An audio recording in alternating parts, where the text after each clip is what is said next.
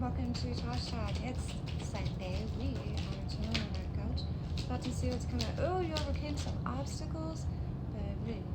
Yes.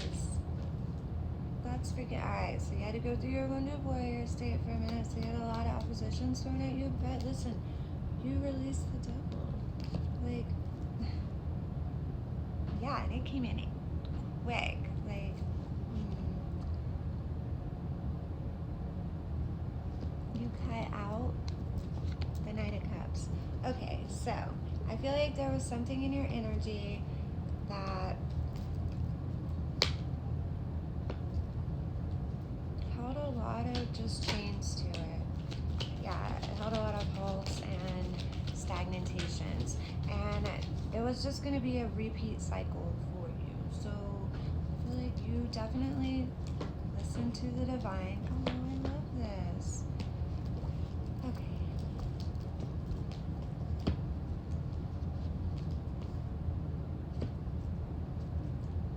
This is freaking cute. Alright, so you had this ish energy, right?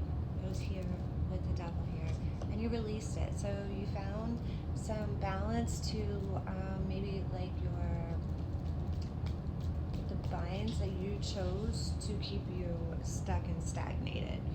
Whatever those binds might be. There might be an addiction. It might be you could be addicted to people, like relationships, to toxicities. However, you cut this out, and this came in waves, so it just kept coming in waves for you. You made the decision to cut this out. That's freaking awesome.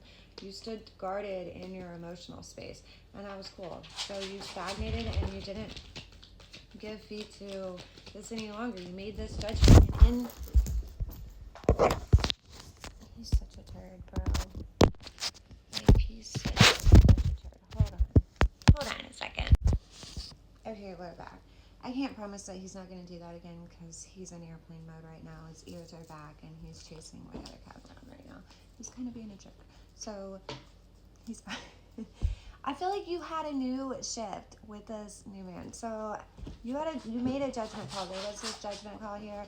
And this is giving you a new beginning. So you're taking this leap of faith and you're walking away from the things that caused you disharmony inside of yourself. You're walking away from the things that you knew you're not going to be victorious in. So you're learning, you're watching patterns and behaviors and you're catching them on, and you're not repeating cycles that are not going to be victorious for you. So you're being able to recognize certain behavioral traits, and I feel like you just know that you've already done it before. So yeah, you're an angel. You're the temperance angel here. So you have balance. You've balanced yourself out, so you can be able to recognize these traits in other people and know and weigh the options of it. That's the thing, is like, man, this is so cute. Clarify the temperance. Weigh the options of it and do it with grace and love. Very passionately inside, you took control and you offered love. You grace, and you have an encompassing love about you that allows you to, even when you cut things out, you're not very sharp about it. You just let it be. I feel like you might be in your soft girl era a little bit, and that's a good place to be. You're enlightened. When you're enlightened, you don't have to move from such sharpness, because you understand everybody's journey and you understand the divine's path. And you realize that this wasn't the divine's path for you. So you sat in your Queen of Cups energy and you just was nurturing and loving, but she was nurturing to yourself. And the thing with the Queen of Cups is, she has a Scorpion side to her too. But I feel like you don't use that stinger very much. You're more moved from love than you are from the sharpness of that. But you're investing in something. So you're investing in your healing. That card went so far. I just want to state how funny this is, because this was the Hermit card. It was hidden like all the way up underneath my coffee table. Okay, but this means, any which way, you've invested in looking inside of yourself and putting so much energy into healing and into focusing. You have 4-4 here. So you've been holding on to this healing and you've been making plans for this healing.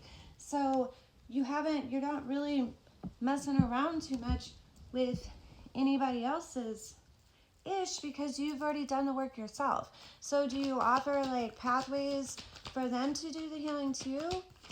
I feel like you do because you're here with your Queen of Cups and your Temperance. So you offer balance. You just don't entertain the ish.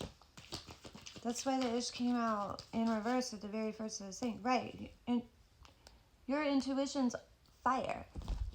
Like, you move from knowing. Oh, I just broke this on the King of Wands. So we have the King and the Queen of Wands. So your intuitive spot is connected together. Like, you have integrated your masculinity and your femininity in your fire, in your desire states. And this makes you move from a star energy. So you are a manifestation point because you've learned how to balance all this out. You're an earth angel here. So you're creating. There's another 4 here. 4s are going to be really significant right now. And you know what? I went out with my friend last night, and we had this conversation, and we talked about 4s a lot. I didn't really want to put, I had to figure out, am I spilling the beans on this? But we had this conversation about how 4s, because they're a foundational spot. So if you're, we were just discussing, the twin flame journey, but on how 4s are so significant. And she was talking about how 4s had been coming at her so much. And I was like, that's so funny because I, too, have had 44. Mine's been 44 mostly, but then 444 too.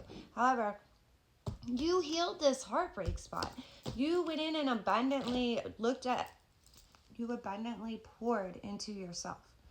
And this healed this energy inside that was feeling any type of regret or nostalgic.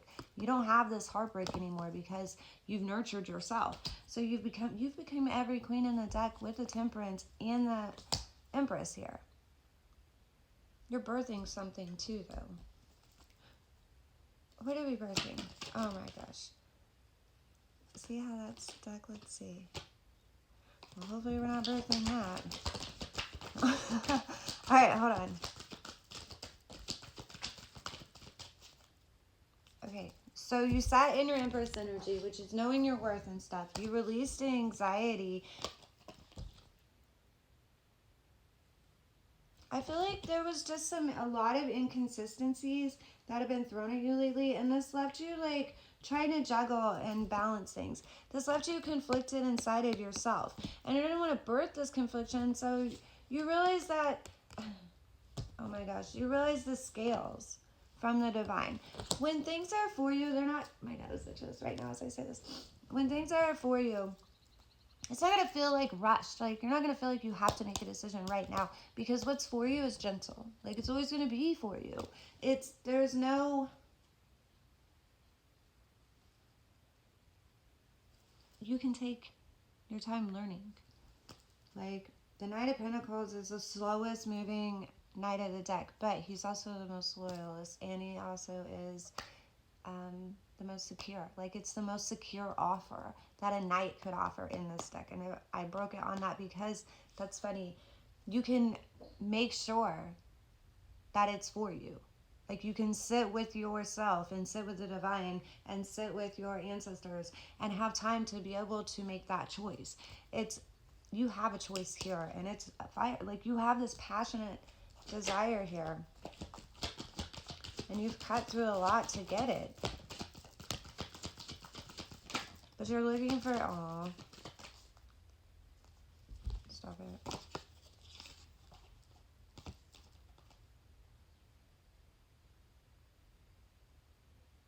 There was a lot of heaviness, but it was equally reciprocated in this foundational spot.